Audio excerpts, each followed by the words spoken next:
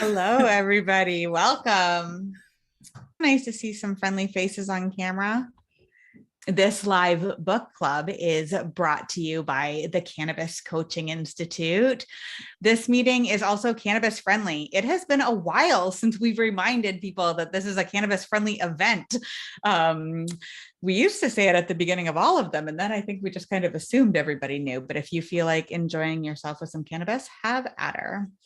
And Kim, thank you so much for being here. Corinne, Kim is one of our Cannabis Coaching Institute students, which makes, oh my God, it's so exciting. Y'all know how much I love like authors in general. And then to think like, oh my God, a fellow cannabis coach wrote this awesome book. That's so good. But you remember when this idea for this book was maybe just a baby, eh? I believe I do. And Kim, you'll have to tell me if I'm correct about this. I know that some of you, we see a lot of graduates in here. So hello, I know you have some classmates in here from your class, which was, when was that, Kim? When did you graduate? In 2018. In Been a while. 2018. It's been Yeah. a while. Yeah. Okay. So in 2018, I felt like, and you can correct me if I'm wrong on this, but it was at the end of your class. I thought you were saying as you were leaving in graduation call, you're like, I think I'm going to write a book. Was that then, or did you have that idea before that? I think it would have been then, and then it Okay. sat for a while and it came up again. So Okay, I don't cool. actually remember saying that, but I probably would have said something like that. Yeah. Yeah, I remembered something about that. I was like, I think she mentioned this as she was leaving. She's like, I'm going to write a book. And then I was like, and then sometime later, and I couldn't remember exactly how much time had passed. I was putting the book on a bookshelf in my bookstore, and I was like, whoa, that happened. She's like, I think I'm going to do this, and now I'm holding this book. And now after reading this book, it is for how many of you have read this book? How many of you read Midlife Magic already? Yeah, is such an incredible comprehensive guide that is great for both beginners, for people who are going through midlife, for women in general. I mean, we will go through it. I think it is it's one of the best women centric books that I've read about cannabis. And I was like, wow, it's crazy that this was an idea not that long ago. It really wasn't.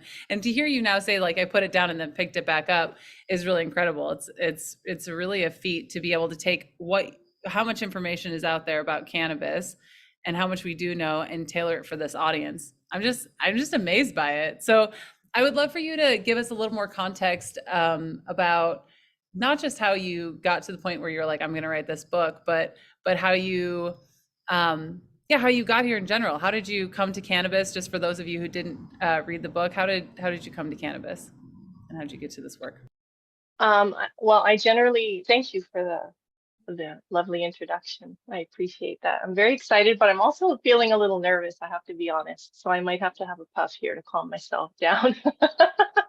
Um, how did I come to cannabis? Okay, so I tell people generally that I came to cannabis late.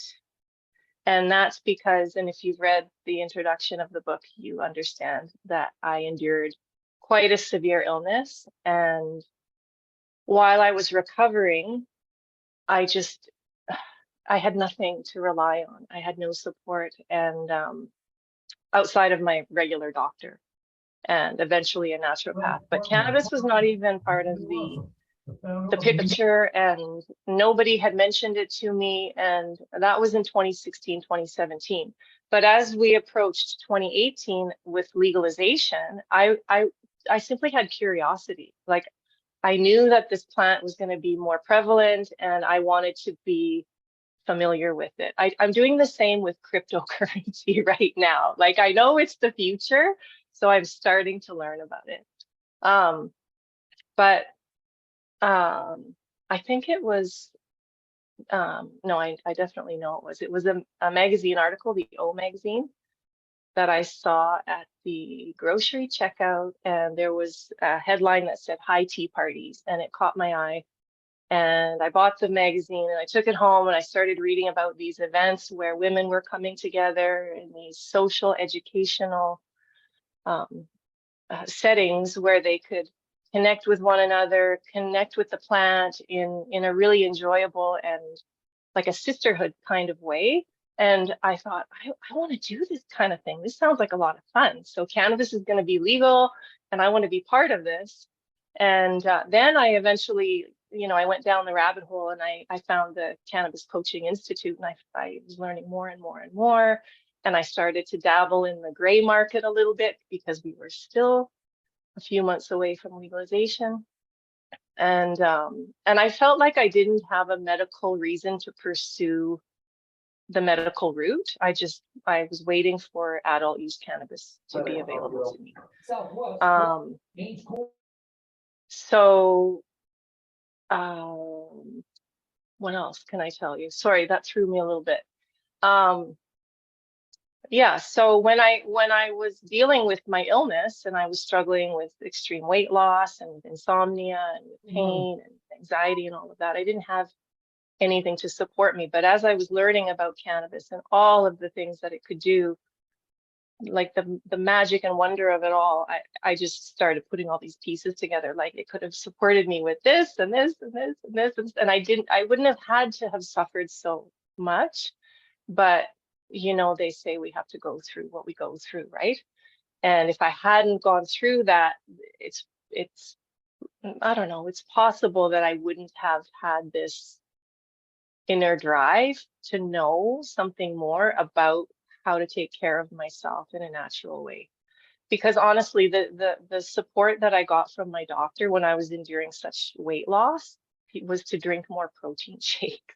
Like this was the kind of advice that I would get.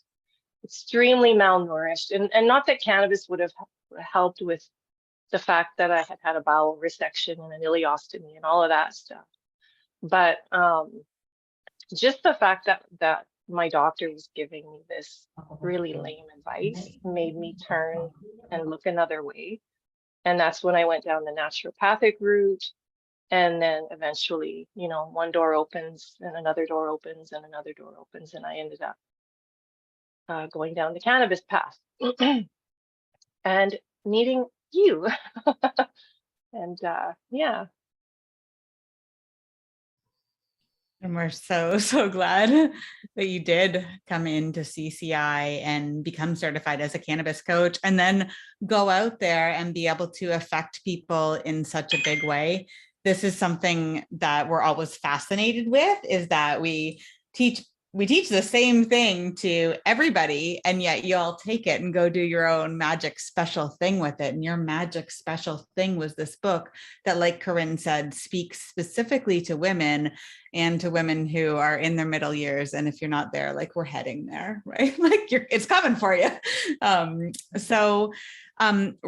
Diane said in the chat that I wanted to point out that she saw that exact same magazine and then had a similar like aha kind of moment with it. So it is so impactful when you're putting things like this in writing out in the world that people can see on coffee tables, on bookshelves, etc., that just even that can make such an impact.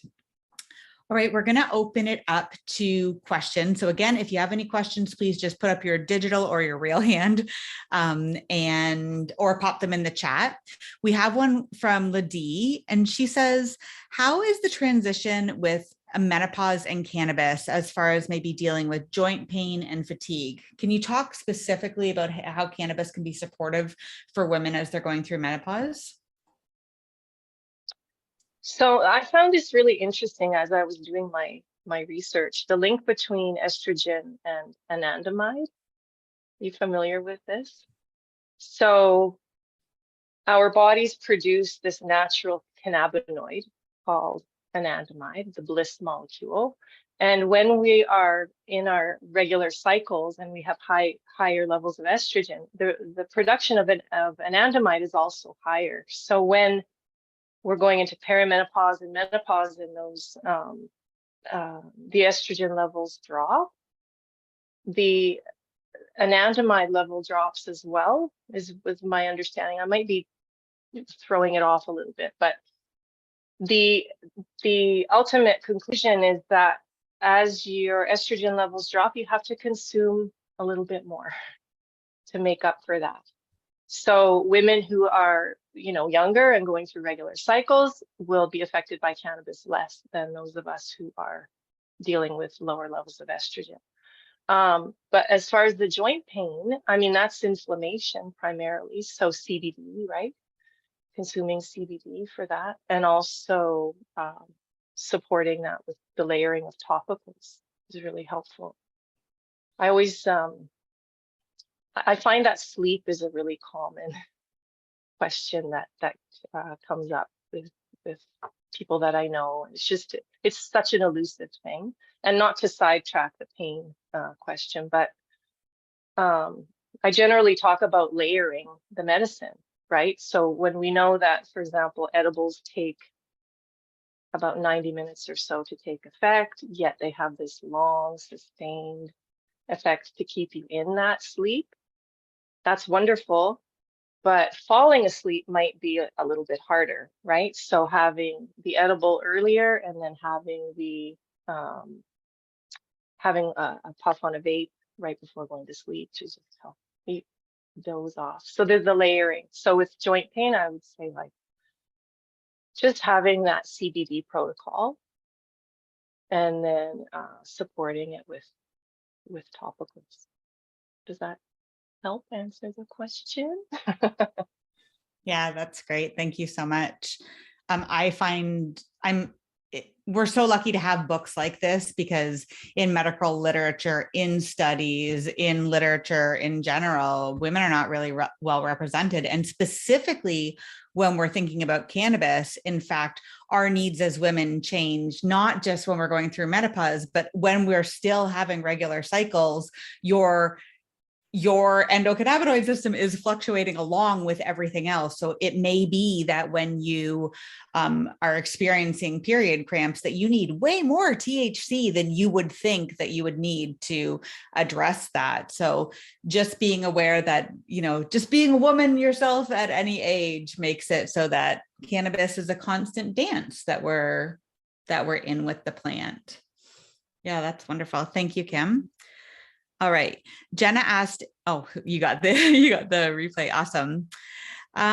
Angel asked, I'm wondering how long did it take to figure out a regimen after your visit with your naturopath to help your conditions? Your cannabis journal must be an interesting read in itself. So I turned to a naturopath before even considering cannabis. And I went that route because I was so nutritionally depleted that I needed some way to get nutrition into my body. And the only way that I could think of was a direct method through my veins. And so I went for intravenous vitamin therapy. We didn't talk about cannabis at all, my naturopath and I. It never came up. I don't know what it is, but it was like, it just didn't come up. And I didn't question, she never mentioned it. It just was not a thing. That would have been that was 2016 still. Yeah. So wasn't on her radar, wasn't on my radar. But so I essentially figured it out on my own. I didn't have the support of a naturopath. And just by going through the studies with CCI and that deep dive into cannabis and learning about the plant, learning about my body, learning about all of the compounds and everything. And I had already established a relationship with essential oils. They talk about cannabis being a gateway drug. Essential oils were my gateway to cannabis because of the terpenes. Like as soon as I started learning about terpenes, I was like, okay, this all makes so much sense. Thought I would throw that in there because it's pretty funny. It's so true. Cannabis is the gateway drug to like lots of different things in CCI. Plus, we get here from different avenues as well. One of the questions that we had come in earlier was, could you expand more on your smokable herbs section? So in the book, you have this great chart of saying like, hey, if you're going to be inhaling cannabis in a vaporizer or inhaling it, burning it in a joint or a bong or a pipe or whatever, that you can add in different herbs to get that terpene profile, to get some of the medicinal benefits from those herbs. Can you talk more about that and what you recommend for people who are just getting started with that idea of adding things in with their cannabis blends? Yeah, so I'd have to actually look at the chart to remember what I wrote about all of that. But when you think about, again, terpenes, so for instance, lavender is one of the herbs that I mentioned.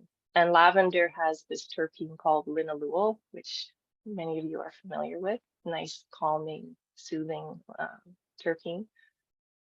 Cannabis strains, a lot of cannabis strains have that as well. So it makes sense that incorporating that extra layer of terpene power into what you're consuming will just give the added benefit.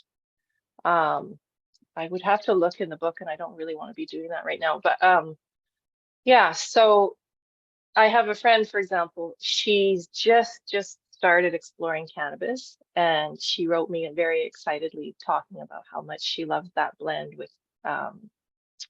with cannabis and lavender particularly. She also mentioned tobacco, and I said we don't really do the mixing of tobacco in with our cannabis here. She's off in Europe, so I guess it's more common there. But yeah, so having cannabis as like your base. So for instance, when you're doing infusions, you have your base oil or your base alcohol that you're infusing your alcohol or your cannabis into. With the herbs, your strain, whatever it is, that's going to be your base, and then you can just sprinkle in a little bit of the other herbs. I would suggest just doing one at a time rather than doing a mix, because as soon as you start doing a mix and you're having an experience, you don't really know what is responsible or bringing about that particular experience. So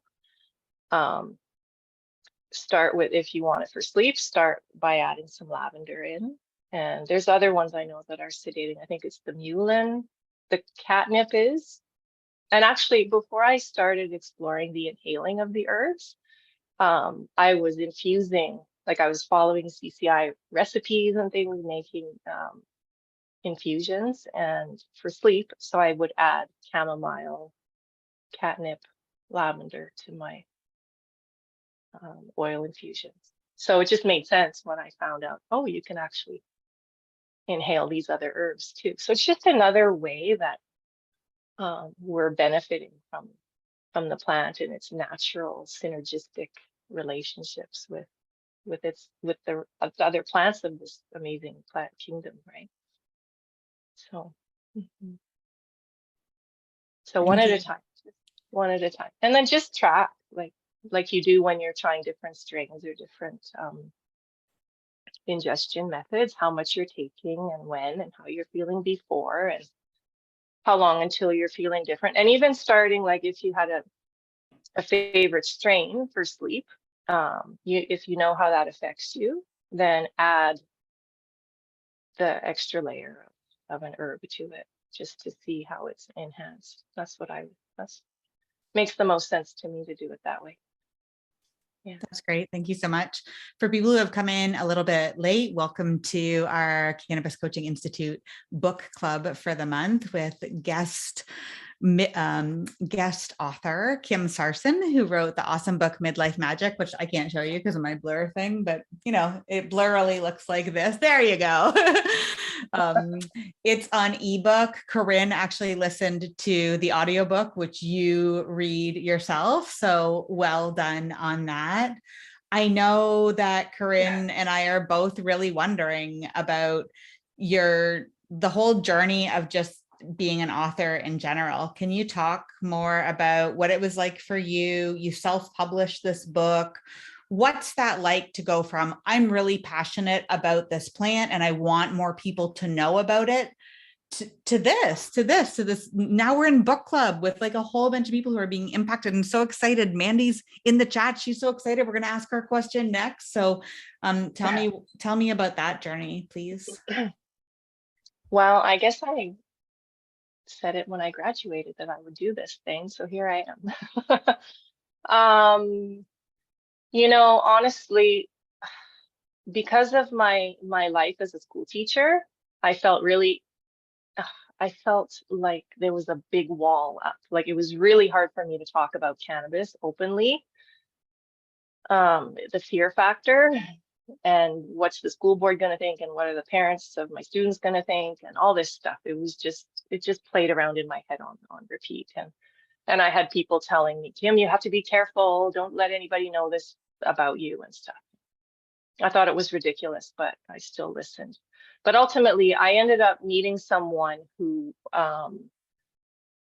was wanting to work with a cohort of eager authors who had something that they were really passionate about sharing. And she wanted to take us through this experience of self-publishing. And the timing was perfect. And I just thought, well, this is a way for me to reach people with this information where I'm kind of kept at a distance in a way. I don't know if that makes sense, because ultimately it's on Amazon. Like that's a pretty huge that's a pretty huge audience.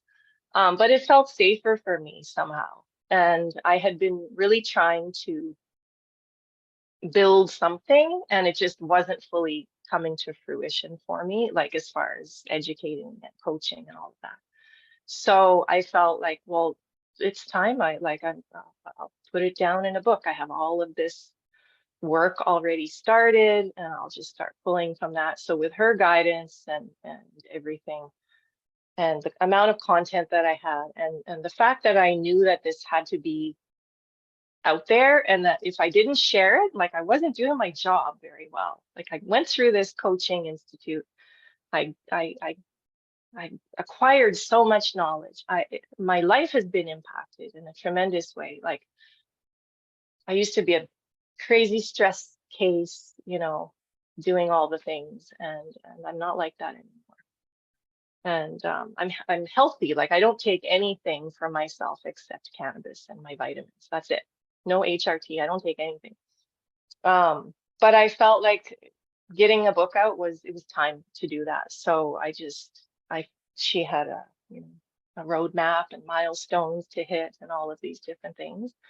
And so I stuck to that. And I think I'm one of I think only 3 of us completed. And there were about a dozen to begin. So not everybody finishes everything that they start, I have to say that. But I'm very proud that I did. And just through the people that I had already supported with cannabis, I was telling them that I was doing this, I got the encouragement and just the push to make it happen, even though there was that fear on the other side. Like that's a balancing act. Yeah, so it was probably several months actually to put it all together, and then I had to figure out the title, I had to figure out the cover art, I had to do all of these things, and then it came into the world initially as a Kindle, and then the paperback, and then the monster production of the audiobook. Oh my gosh, that's crazy.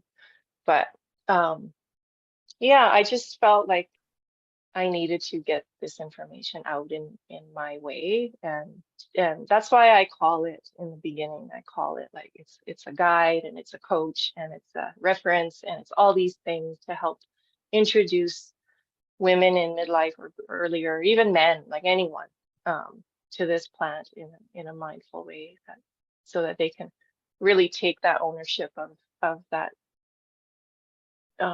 It's self-care ultimately.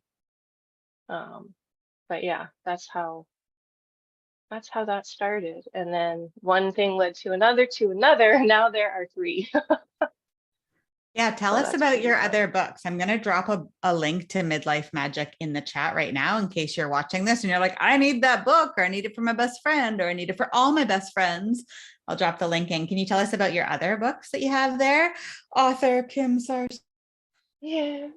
So as I was writing Midlife Magic, I was really feeling called to create a companion for it, an interactive companion, because there's so much information, and I try to be very encouraging, and I try to say, when you start building your own cannabis plan and everything, you'll want to document all of this. And I thought that, well, there needs to be a place to document all of this. I don't want them to just go to some random book and just willy-nilly write everything down. I want to provide some structure. So the journal, which I call Elevated Expansion, Cannabis Companion Journal and Workbook for Women, came to be because of that. I just felt like it needs something else. It can stand alone, but it needs something else so it feels more complete and supportive.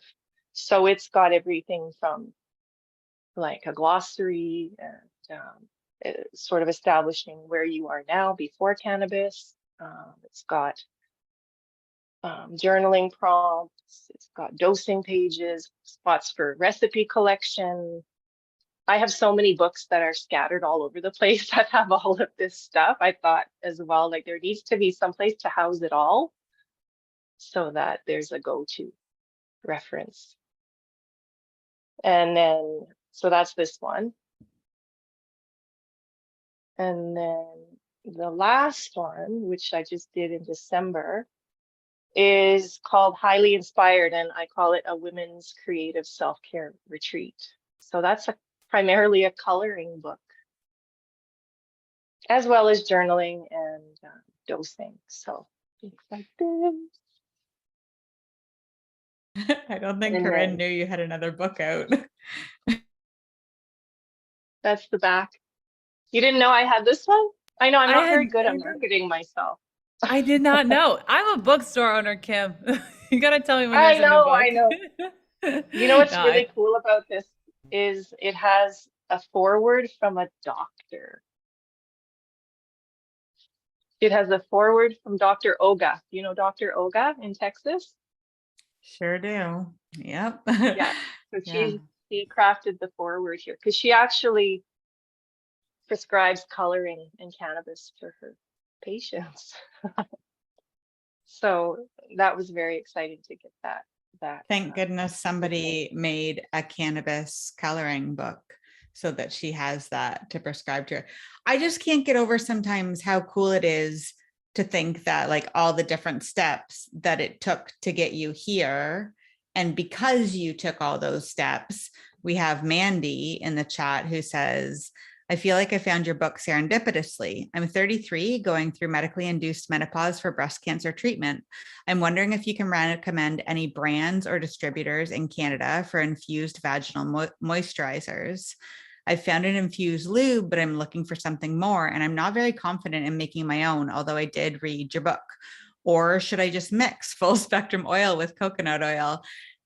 Yeah, lots of great questions. And Mandy, make sure that you also, and for everybody on Thursday at 1 o'clock Eastern, we are having a live Q&A on cannabis for sex. And we're going to talk about all these types of things like more in depth. But Kim, can you talk more about this question? Well, there's a brand that just came out with suppositories, but forget what they're called. Do you know? No, but you got the honorary certificate. You graduate from CCI again because you said suppositories on a live call. I don't know if that was part of your class. Sorry, it's kind of a CCI inside joke. No, suppositories. Yeah. Prairie, is it Prairie something? Prairie Naturals, maybe? Yeah, I think it's Prairie Naturals in Canada has suppositories. Yeah, and I would say like just make your own. Thanks for There's saying that, another. Kim. Yeah, Well, because yeah, suppositories are expensive. and you don't get much. Like with anything, you don't get much. It's much better to make your own. Edibles are 10 milligrams. I know people who take 350 milligrams to deal with fibromyalgia and Crohn's and things like that. Like that would be 35 gummies at a time, right? To get that dose. So I understand the like trepidation around making your own, but I think it's the best way to go. And Because then you have control over everything, right? And you're in Canada, Mandy, and there, like, we have access to concentrates. You can get an RSO type concentrate, so that really all you have to do is warm up your syringe that's got the concentrate and warm up your carrier oil. And maybe, Kim, you want to weigh in on like a good carrier oil.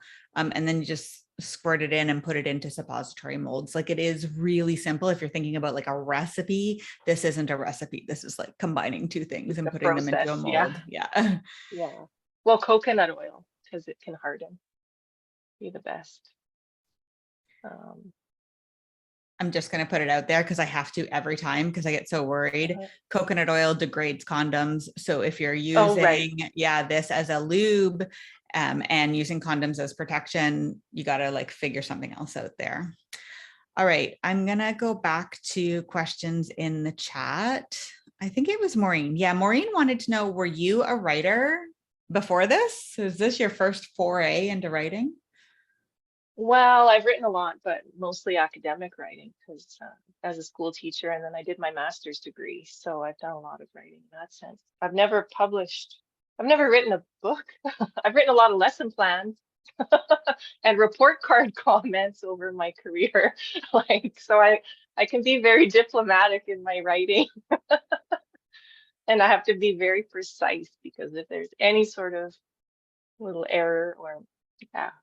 So no, thank you though for that question, because that feels good. Yeah, I'd say though I'd spent quite a lot of my career and adult life doing some sort of professional type of writing. Is there more in the hopper for you? Is there another baby book inside of you? I don't know at this point. Yeah, I don't know. All right. Any idea? Oh, actually, yes. Hold on. There it is. Okay, everybody, you're now on the call where Kim tells us about her next book, which will be out in months. Needed a moment. Sorry. Okay, so a few months ago, I got this idea that my story is one singular story about my journey to cannabis and how it supported me and such. There are countless stories out there of women whose lives have been transformed, or somehow some transformation has been catalyzed by their engagement or their willingness to say yes to cannabis and the ensuing exploration and experimentation. And I know there's people on this call whose lives have been impacted tremendously by this plant. Yeah. And so I thought I want to gather these stories, gather these women, and create a collaborative book. So that is something that I'm presently working. I can't believe I said I didn't know, but that is something that I really want to see happen this year. And so I'm seeking interested writers who would want to come together with my support to put together their cannabis story. What was life like before? What were you enduring? How did you show up in the world? What made you turn to cannabis? And how is your life different now on the other side? We've crossed the bridge. What is life like now? And share those stories, because the more diverse the collection of stories that are out there of real people, real women who are just living their lives, yet have chosen to incorporate this plant for their self-care and for their overall health and well-being. These stories need to be told. And so I really want to be a part of making that happen. So yeah, how do people get in touch with you if they have a story to share? They're interested. So I initially started sending out a Google form. That was way back when I got this idea. Now I would say just email me. Just email me. If you feel compelled to share your story and you know you have a story. Everyone's got a valid story. Everybody does. I don't want people to think like, well, my story isn't good enough. Every story is valid and needs to be told, because it just magnifies the power of this plant, and it will hopefully incite change, right? Like, and really propel the changes in laws, not only like nationally across the US, finish up with the rest of those states, but the rest of the world. Like, there's no reason why this plant should not be accessible. There's no reason. Especially when we consider that it was stories, lies that led us to this point, like it's so important for us to be able to be as loud as we can, however we're comfortable with, and maybe even a little bit more than that, so that other women can see themselves in each story and have their own path to healing that wasn't available before. So yeah, being able to talk about this. Yeah, I also think that there's something that it's just so much more powerful in so many ways than sharing the facts about cannabis, right? For those of you who've had the experience of talking about the endocannabinoid system until someone's eyes glaze over right in front of you, just did it today. I think back and I'm like, if I would have shared my story and the stories of others, if I would have started there instead of going, look, these are the facts, then maybe that person would have gone, well, how does that work? So there's that invitation piece that is so compelling with story. And so I'm excited. I mean, I just 4 books, Kim, chill. No, I'm just kidding. Like, don't chill. Don't chill. Do the opposite of chill. I'm so excited. This is rad. Well, I'm thinking that this will be the first, maybe a series. We'll see how much interest 14 there books. is. 14? Okay. 14. John. First one's going to publish in September. There you go. So contact me if you're interested. Nailed it. I know for sure, like, because I'm looking at the women who I know on this call, and there's some women here who credit cannabis with saving their lives. Like, this is beyond, this is big stuff we're talking about here. So thank you so much. John in the chat says, I'm very happy that cannabis has helped you recover from your absolutely scary health crisis. I found how you presented all these topics and complex issues to be very effective. So impressed. Yeah. Well done. Thank you, John. I appreciate that. Mandy's going to make her own suppositories. So we've convinced her. Awesome. That's great. Stephanie says, your book spoke to me in so many ways. I'm an educator, librarian, and I too have felt that I must be careful with my sharing. I've had so many people who are eager to hear my story and what led me to CCI. I started a business and recently shared my story to be published. Congratulations, Stephanie. That's wonderful. That's wonderful. Kim and I are both elementary school teachers in Canada. I had the exact same thing. I'm sure that Corinne remembers from my class. Like, I had one teacher in my head who I knew if I told him I was going to be a cannabis coach, he was going to he was going to come at me, and I wasn't going to be able to handle it. And when I finally got the guts to tell him, he was like, oh, that's pretty cool. And then walked away. Like, he could have cared less, like all the stories I had about that. So again, being able to speak out loud about this is so important. All right, I invite you to put up your real or digital hand or pop your question in the chat. I'm going to pull up one that we had come in earlier. Oh, yes, this one.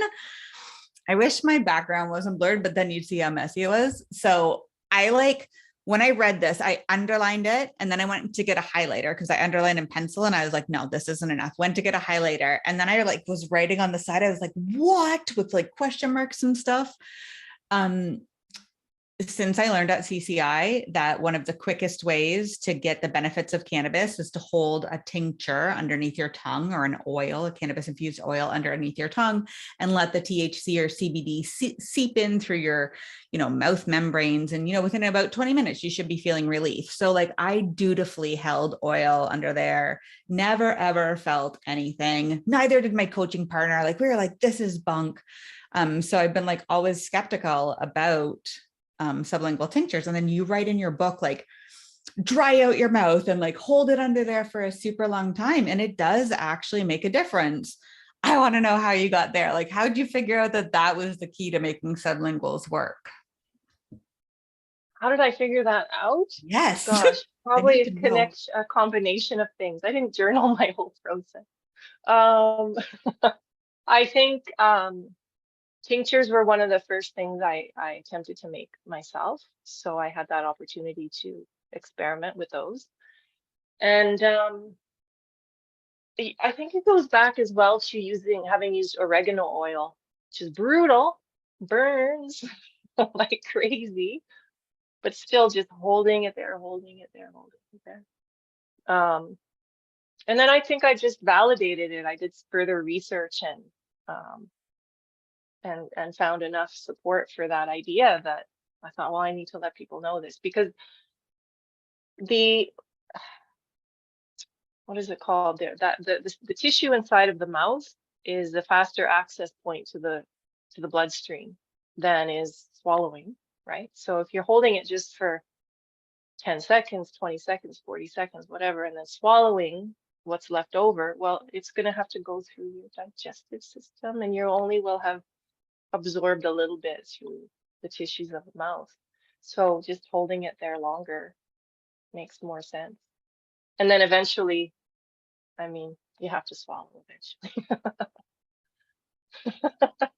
I'm curious actually if you've had a chance to sit with like that impact and that ripple, because we've gotten several messages since we put out that we were doing this book of people going, I'm on page 16 and this is already changing my life. And obviously people are putting it in the chat who aren't from your class or who aren't from CCI, who this has impacted.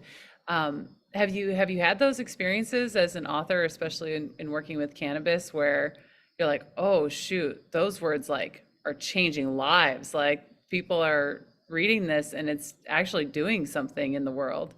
Have you, not to put you on the spot, like, hey, you should experience that right now, but like, have you had that experience already?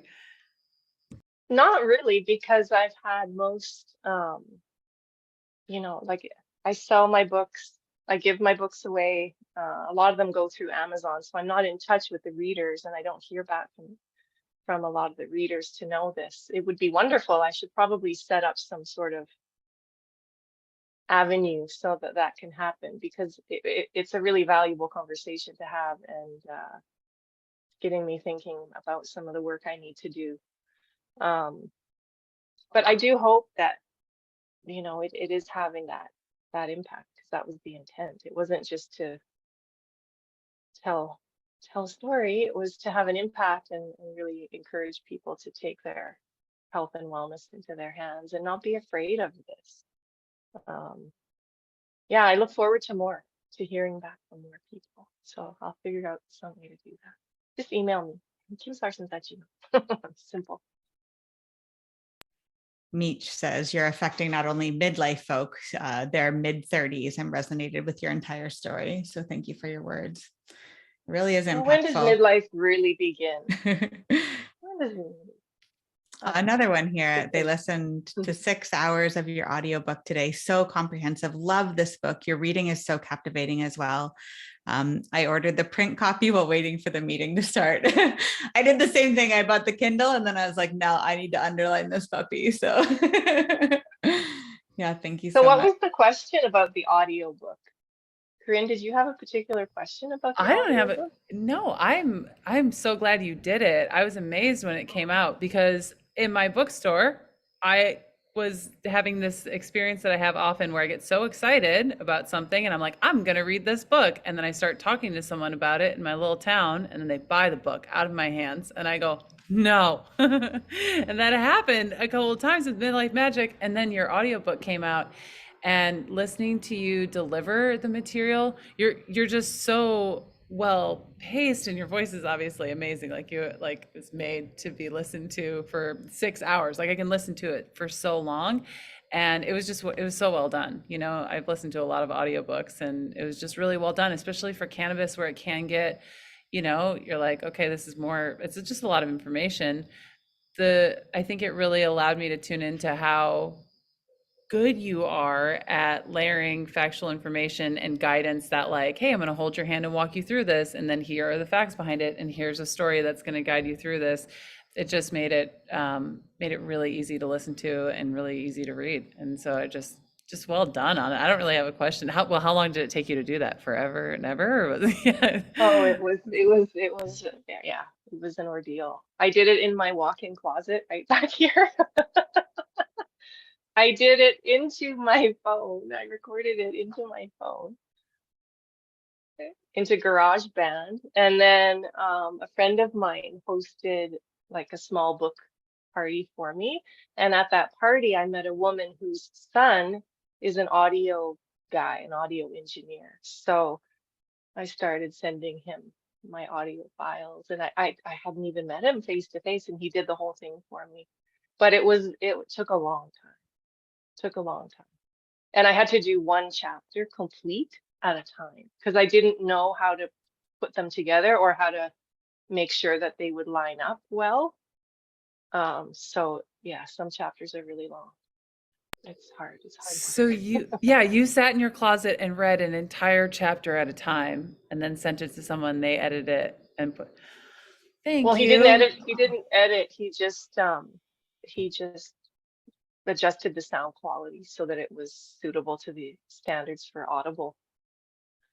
Can you make sure that Yeah. everyone knows that you have that? Like, not shut the fuck up about that one? Because I think that, you were saying earlier you did that, like, I'm terrible at marketing, but like that one in particular, you worked so hard at that and it's such an enjoyable experience. Like, tell people. Also, it's an audiobook. Hey, are you driving to work? It's an audiobook. You should hear my book. It's also, you should like hear it. Just, you don't even have to read it. Just put it on the audiobook because it's an audiobook. Like, don't shut the fuck up about the fact that it is, because it's really well done. I can't believe that that was the production. I imagined you, and listening to it, I'm sure a few of you also listened to it. I just imagined you in this like studio, like you're like in front of the boom mean mic situation. Yeah, I'm amazed. Wow, way to I go, bought a Kim. baby mic about that big that sticks into the end of my phone. And I went to one of those workshops at the Apple store. They do free workshops that teach you how to do different things. And the workshop was start a podcast from your iPhone. And I thought, start a podcast. Okay, well, I could do an audiobook from my phone. So I went to the workshop and learned how to do that and then just started at it. I hung up a big fleece blanket on the bare side of my walk-in closet and had all the cushioning of the clothing on the other side. And I sat in there through the hot summer because it was brutally hot and I couldn't have I don't have air conditioning. So it was a test for sure. But as soon as I got it done, I was like, release, let it go.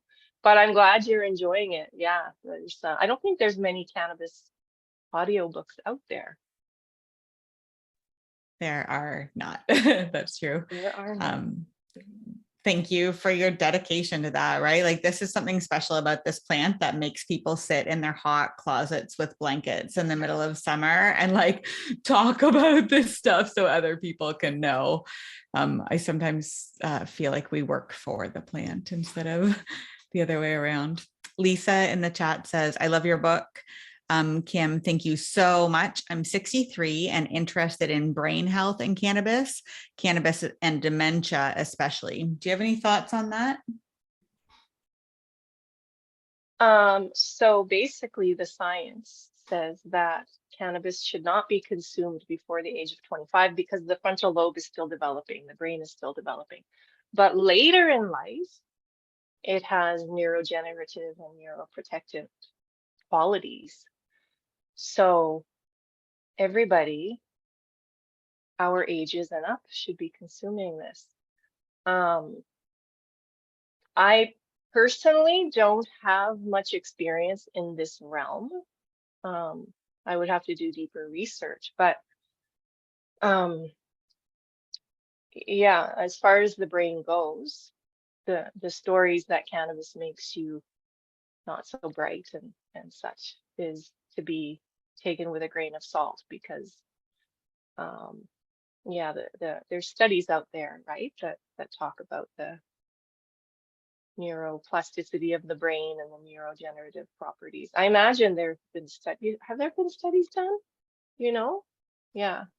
We have lots of promising, not clinical necessarily research, but lots of promising research about the neuroprotective effects of cannabinoids on the brain. We were just talking, I'm going to say it, with Dr. Bonnie Goldstein a couple of weeks ago. And she was talking about once you're already suffering from a neurodegenerative disease, cannabis can help with the symptomology, but that we should be considering this as a protectant as we get older so that we can avoid having these issues in some capacity. So yeah, lots of interesting stuff for you to check out, Lisa. Check out Cannakeys, CANNA keys.com. If you're looking for research on cannabis in general, they do a fantastic job of compiling everything that's out there and then giving you a synopsis of it and letting maybe some of the limitations of the studies. So it's definitely worth it if you want to really dive deep into cannabis science. Meech says it was amazing. He or she is talking about your audiobook. Like Corinne said, the pacing in your voice are so soothing. I read the book first and got the audiobook for free. So it was a nice symbiosis. Oh, yeah. And Lisa says there are some studies from Harvard and Johns Hopkins. Perfect. All right. I want to, just as we're closing up here, let everybody know about the next couple of book clubs. Okay. Full disclosure on this. I chose books for this book club that I really love and adore. And maybe I have my own particular nerdy bent because we're going to get a little bit nerdy starting next month. Next month is the Medical Cannabis Primer. I don't have it here to show you, unfortunately. And my understanding that in Canada, it's harder to come by than it is in the States. So if you're looking for that book and you're in Canada, I'm not 100% sure what to tell you right now on this call, but I wanted to let everybody know that, again, the author is going to be with us. And so her book is phenomenal for giving you a really foundational look at the science behind cannabis. And what I love about it, why I picked this book, is because it's full of charts and graphs and visual representations of cannabis science and how it works. And for lots of people, that's better than, than just a page of words. So please make sure that you join us for that chat, even if you're not able to get your hand on it. And then I've been warning you about this since, the beginning. Our final book club in April is Curious About Cannabis by Jason Wilson. And I read the volume 2, which is about this big, but now there's volume 3, which is about this big. So he's a fantastic cannabis science educator. He does a great job of explaining really, really nerdy stuff in a way that lots of people are able to access, and he does get deep into everything in this book. So again, if that's not your idea of a fun way to spend your next couple of months, come to the book club anyway. Jason's great about answering questions live, and we would love to see you. So I'll drop a link. No, you're all here. So y'all have the link. I don't know. I'll drop a link anyway so that you can come and join us over the next couple of months as we continue on with book club. Angel asked if I suggest to get the color version of the big book. I would actually. It's an expensive book as is, so a little bit of extra expense I think is worth it, especially for this one. He has lots of great pictures of the plant in there in particular. So yeah. Kim, thank you so much for coming on. I know we both are super grateful for that. So thank you. Thank you for the invitation. I appreciate it. And thank you everyone for showing up this evening. It's nice to see such big numbers, 33 people in the house. Woo, woo, woo. On a Monday evening. This is how we like to party.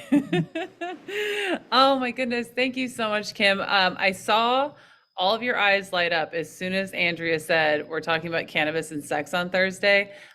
We were talking about the most popular workshops that she's run, and she said cannabis and sex. And I was like, well, that's interesting because we're coming up on on this holiday, this Valentine's Day situation. Let's talk about it. Let's just throw it out there. And it's been so funny. I mean, that idea that sex sells is just so true. Like, you guys want to come talk about cannabis and anxiety? You want to come talk about this thing? Sex. And everybody's like, okay, we'll be there. What time is it? Oh, it's on a Thursday at 1. Okay, I'm gonna just cancel everything for that day and be there. It's been really great to see people get so excited about that. That's this Thursday, and every Thursday, because Andrea and I work so dutifully for this plant that is our boss. We show up every week and we talk about this stuff as much as possible. So make sure that you put it in your calendars. We'll also send out replays as long as we made sense on the entire call. Then we'll send out a replay. If it goes off the rails, you're never going to see it. So you might as well come live if you really want to see the blooper reel. So that's it for up in the next couple of weeks in terms of meetings. We've got book club is next month, and we've got Thursday Q&As. And also, for those of you who aren't a CCI graduate already, I know so many of you already are, please join us. You got until tomorrow. What is it, tomorrow? Tomorrow at midnight. Yeah.